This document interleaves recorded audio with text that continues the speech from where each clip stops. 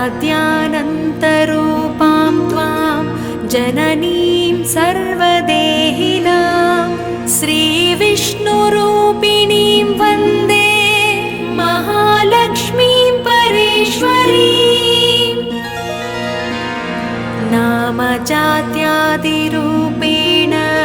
स्थितां त्वां परमेश्वरीं श्रीविष्णुरूपिणीं वन्दे महालक्ष्मीं परेश्वरीं। व्यक्ताव्यक्तस्वरूपेण कृत्स्नं व्याव्यन्यवस्थितं श्रीविष्णुरूपिणीं वन्दे महालक्ष्मीं परेश्वरीं। भक्तानन्दप्रदां पूर्णां पूर्णकामकरीं परां श्रीविष्णुरूपिणीं वन्दे महालक्ष्मीं परेश्वरीं। अन्तर्याम्यात्मना विश्वमापूर्वहृदि संस्थितां श्रीविष्णुरूपिणीं वन्दे महालक्ष्मीं परेश्वरीं। सर्पदैत्यविनाशार्थं लक्ष्मीरूपां व्यवस्थितां श्रीविष्णुरूपिणीं वन्दे महालक्ष्मीं परेश्वरीं। भुक्तिं मुक्तिं च दातुं वै संस्थितां करवीरके श्रीविष्णुरूपिणीं वन्दे महालक्ष्मीं परेश्वरीं। सर्वाभयप्रदां देवीं सर्वसंशयनाशिनीं श्रीविष्णुरूपिणीं वन्दे महालक्ष्मीं परेश्वरीं। महालक्ष्मीं परेश्वरीं।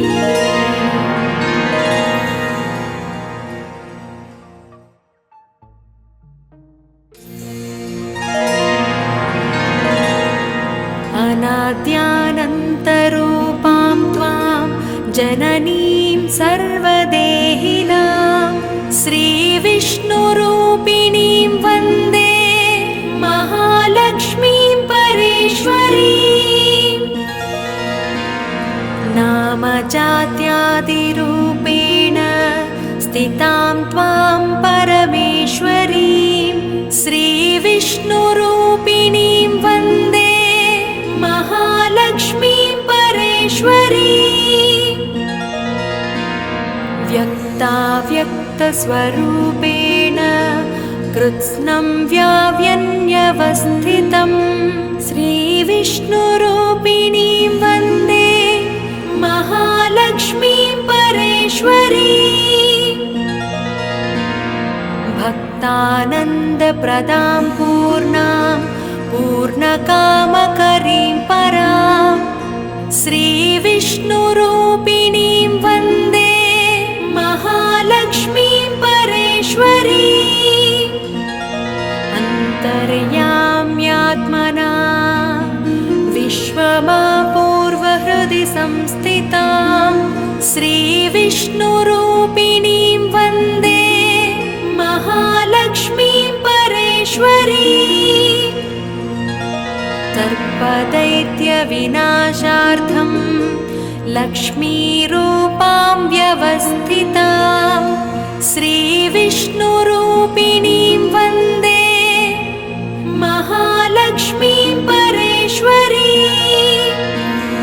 भुक्तिं मुक्तिं च दातुं वै संस्थितां करवीरके श्रीविष्णुरूपिणीं वन्दे महालक्ष्मीं परेश्वरीं। सर्वाभयप्रदां देवीं सर्वसंशयनाशिनीं श्रीविष्णुरूपिणीं वन्दे महालक्ष्मीं परेश्वरीं। महालक्ष्मीं परेश्वरीं।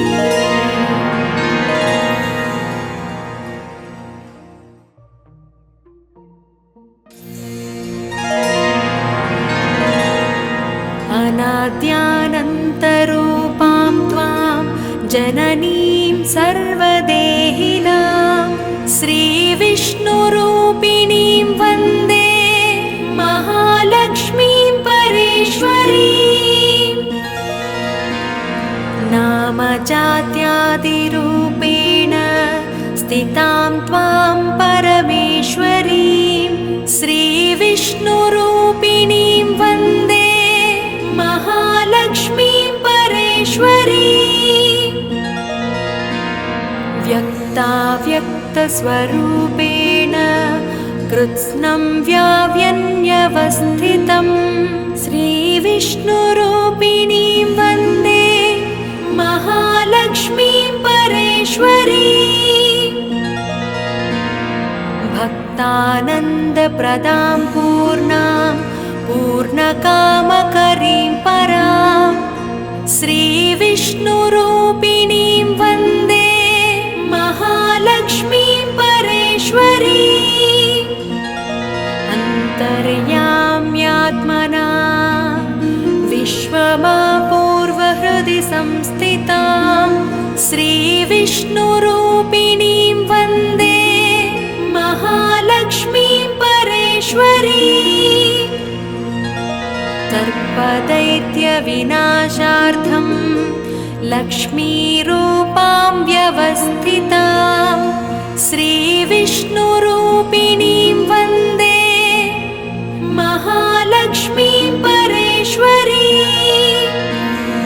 भुक्तिं मुक्तिं च दातुं वै संस्थितां करवीरके श्रीविष्णुरूपिणीं वन्दे महालक्ष्मीं परेश्वरीम्। सर्वाभयप्रदां देवीं सर्वसंशयनाशिनीं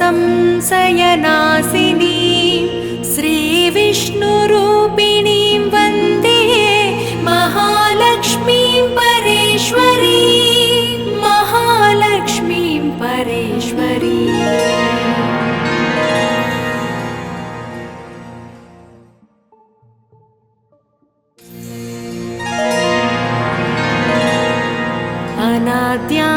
अनाद्यानन्तरूपां त्वां जननीं सर्वदेहिनां श्रीविष्णुरूपिणीं वन्दे महालक्ष्मीं परेश्वरीम्। नामजात्यादिरूपेण स्थितां त्वां परमेश्वरीं श्रीविष्णुरूपिणीं वन्दे महालक्ष्मीं परेश्वरीम्। व्यक्ताव्यक्तस्वरूपेण कृत्स्नं व्याव्यन्यवस्थितं श्रीविष्णुरूपिणीं वन्दे महालक्ष्मीं परेश्वरीम्। भक्तानन्दप्रदां पूर्णां पूर्णकामकरीं परां श्रीविष्णुरूपिणीं वन्दे महालक्ष्मीं परेश्वरीम्। अन्तर्याम्यात्मना विश्वमापूर्वहृदि संस्थितां श्रीविष्णुरूपिणीं वन्दे महालक्ष्मीं परेश्वरीम्। सर्पदैत्यविनाशार्थं लक्ष्मीरूपां व्यवस्थितां श्रीविष्णुरूपिणीं वन्दे महालक्ष्मीं परेश्वरीम्। भुक्तिं मुक्तिं च दातुं वै संस्थितां करवीरके श्रीविष्णुरूपिणीं वन्दे महालक्ष्मीं परेश्वरीम्। सर्वाभयप्रदां देवीं सर्वसंशयनाशिनीं श्रीविष्णुरूपिणीं वन्दे महालक्ष्मीं परेश्वरीम्। महालक्ष्मीं परेश्वरीम्।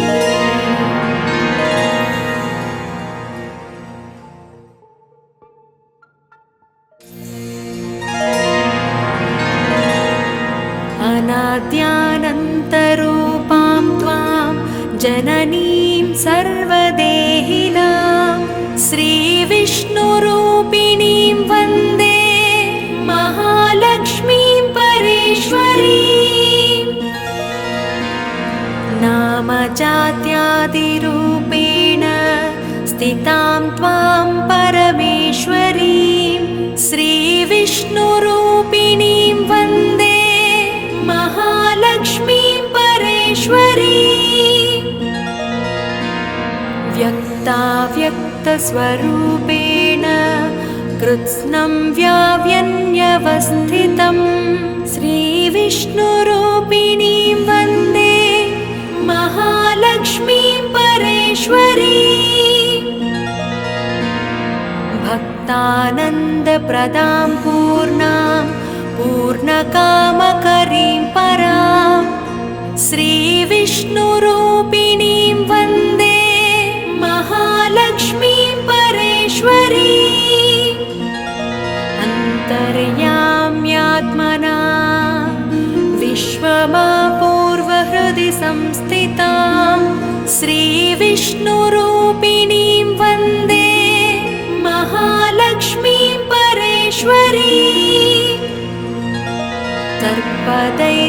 सर्पदैत्यविनाशार्थं लक्ष्मीरूपां व्यवस्थितां श्रीविष्णुरूपिणीं वन्दे महालक्ष्मीं परेश्वरीं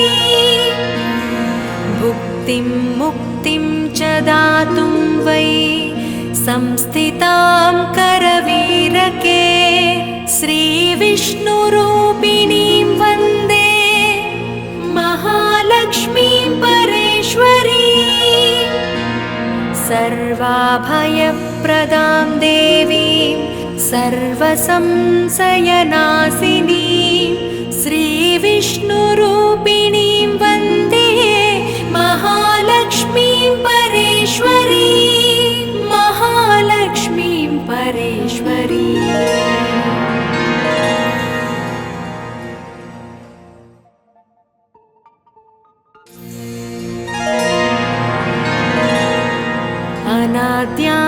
अनाद्यानन्तरूपां त्वां जननीं सर्वदेहिनां श्रीविष्णुरूपिणीं वन्दे महालक्ष्मीं परेश्वरीं नामजात्यादिरूपेण स्थितां त्वां परमेश्वरीं श्रीविष्णुरूपिणीं वन्दे महालक्ष्मीं परेश्वरीं व्यक्ताव्यक्तस्वरूपेण कृत्स्नं व्याव्यन्यवस्थितं श्रीविष्णुरूपिणीं वन्दे महालक्ष्मीं परेश्वरीं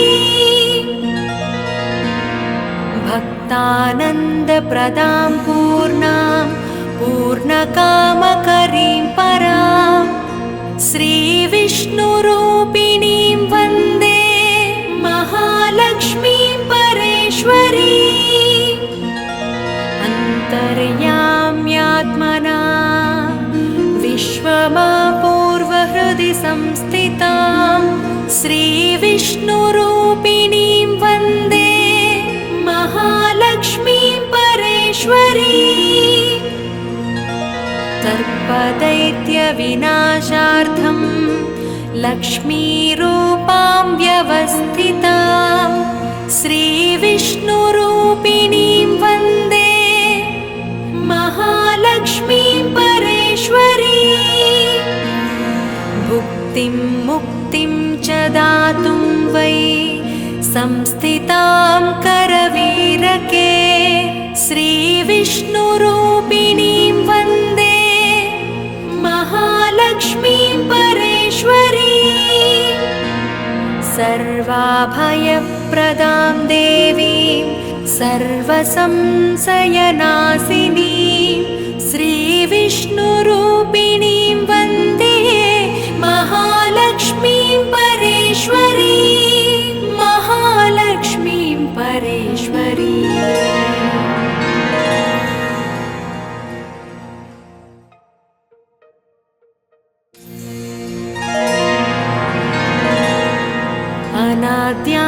अनाद्यानन्तरूपां त्वां जननीं सर्वदेहिनां श्रीविष्णुरूपिणीं वन्दे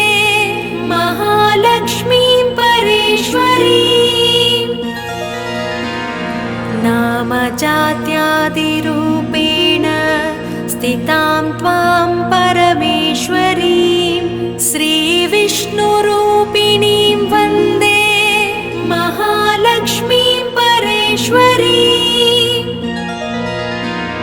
व्यक्ताव्यक्तस्वरूपेण कृत्स्नं व्याव्यन्यवस्थितं श्रीविष्णुरूपिणीं वन्दे महालक्ष्मीं परेश्वरीं भक्तानन्दप्रदां पूर्णां पूर्णकामकरीं परां श्रीविष्णुरूपिणीं वन्दे महालक्ष्मीं परेश्वरीं अन्तर्याम्यात्मना विश्वमापूर्वहृदि संस्थितां श्रीविष्णुरूपिणीं वन्दे महालक्ष्मीं परेश्वरीं सर्पदैत्यविनाशार्थं लक्ष्मीरूपां व्यवस्थितां श्रीविष्णुरूपिणीं वन्दे महालक्ष्मीं परेश्वरीं भुक्तिं मुक्तिं च दातुं वै संस्थितां करवीरके श्रीविष्णुरूपिणीं वन्दे महालक्ष्मीं परेश्वरीं सर्वाभयप्रदां देवीं सर्वसंशयनाशिनीं श्रीविष्णुरूपिणीं वन्दे महालक्ष्मीं परेश्वरीं महालक्ष्मीं परेश्वरीं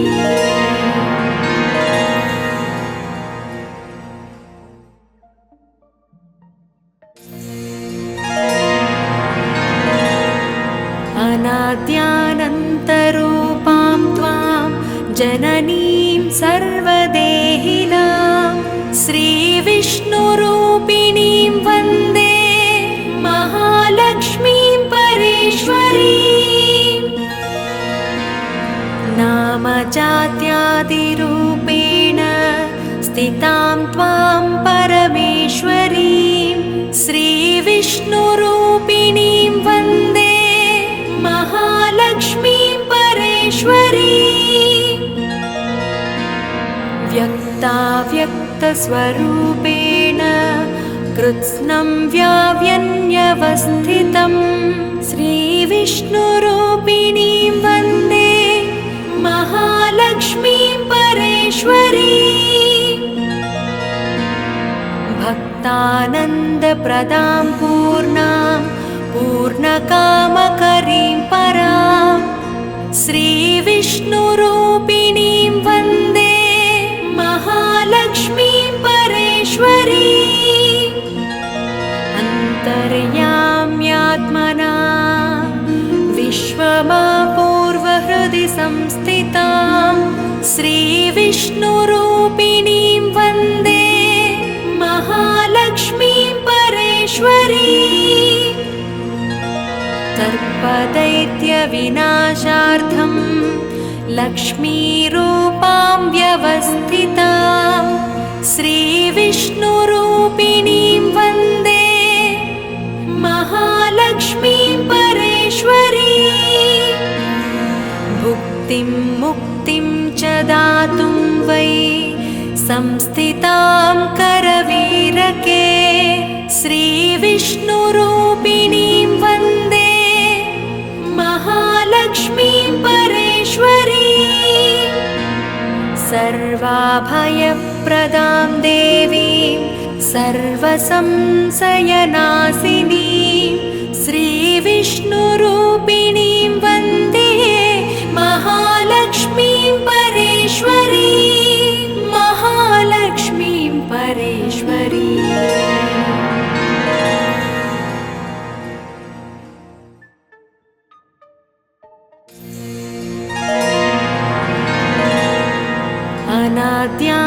अनाद्यानन्तरूपां त्वां जननीं सर्वदेहिनां श्रीविष्णुरूपिणीं वन्दे महालक्ष्मीं परेश्वरीं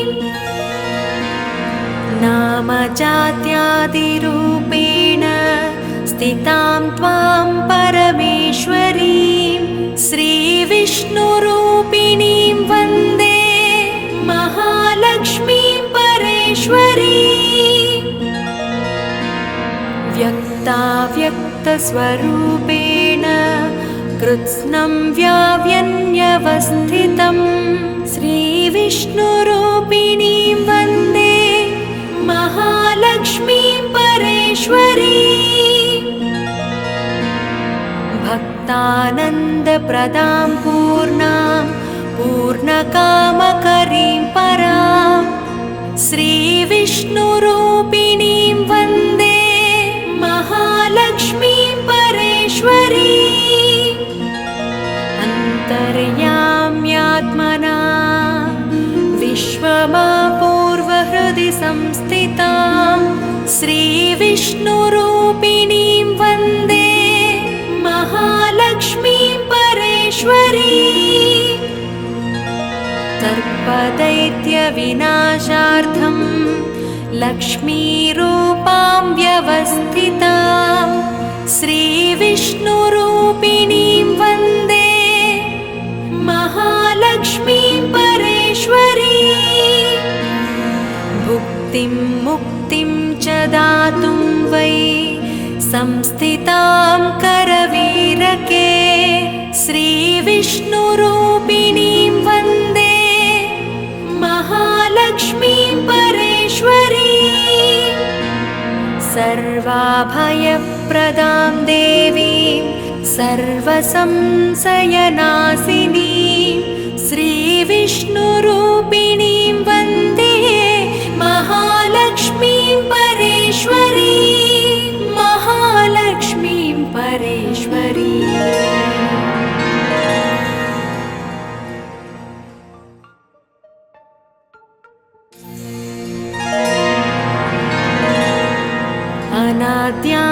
अनाद्यानन्तरूपां त्वां जननीं सर्वदेहिनां श्रीविष्णुरूपिणीं वन्दे महालक्ष्मीं परेश्वरीम् नामजात्यादिरूपेण स्थितां त्वां परमेश्वरीं श्रीविष्णुरूपिणीं वन्दे महालक्ष्मीं परेश्वरीम् व्यक्ताव्यक्तस्वरूपेण कृत्स्नं व्याव्यन्यवस्थितं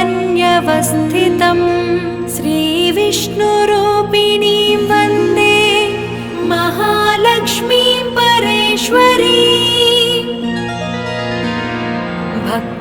भक्तानन्दप्रदां पूर्णां पूर्णकामकरीं परां श्रीविष्णुरूपिणीं वन्दे महालक्ष्मीं परेश्वरीम् अन्तर्याम्यात्मना विश्वमापूर्वहृदि संस्थितां श्रीविष्णुरूपिणीं वन्दे महालक्ष्मीं परेश्वरीम् सर्पदैत्यविनाशार्थं लक्ष्मीरूपां व्यवस्थितां श्रीविष्णुरूपिणीं वन्दे महालक्ष्मीं परेश्वरीम् भुक्तिं मुक्तिं च दातुं वै संस्थितां करवीरके श्रीविष्णुरूपिणीं वन्दे महालक्ष्मीं परेश्वरीम् सर्वाभयप्रदां देवीं सर्वसंशयनाशिनीं श्रीविष्णुरूपिणीं वन्दे महालक्ष्मीं परेश्वरीम् महालक्ष्मीं परेश्वरीम्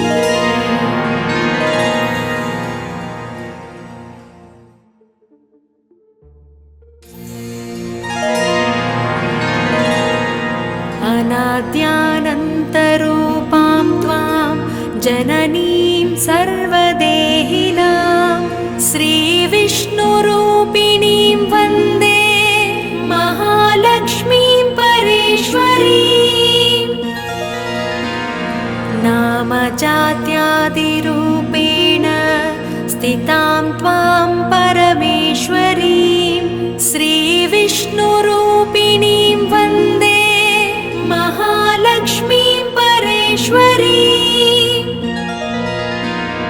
व्यक्ताव्यक्तस्वरूपेण कृत्स्नं व्याव्यन्यवस्थितं श्रीविष्णुरूपिणीं वन्दे महालक्ष्मीं परेश्वरीं भक्तानन्दप्रदां पूर्णां पूर्णकामकरीं परां श्रीविष्णुरूपिणीं वन्दे महालक्ष्मीं परेश्वरीं अन्तर्याम्यात्मना विश्वमापूर्वहृदि संस्थितां श्रीविष्णुरूपिणीं वन्दे महालक्ष्मीं परेश्वरीं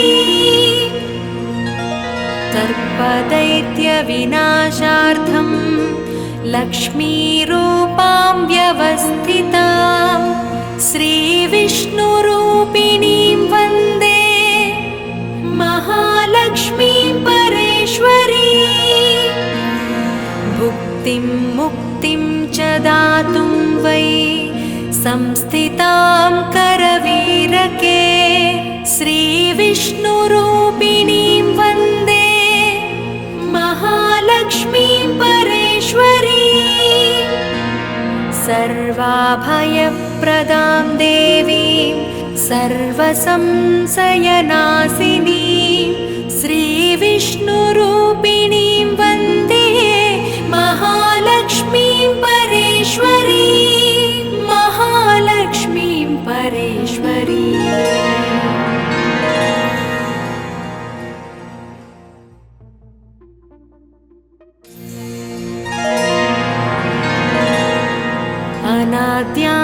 अनाद्यानन्तरूपां त्वां जननीं सर्वदेहिनां श्रीविष्णुरूपिणीं वन्दे महालक्ष्मीं परेश्वरीं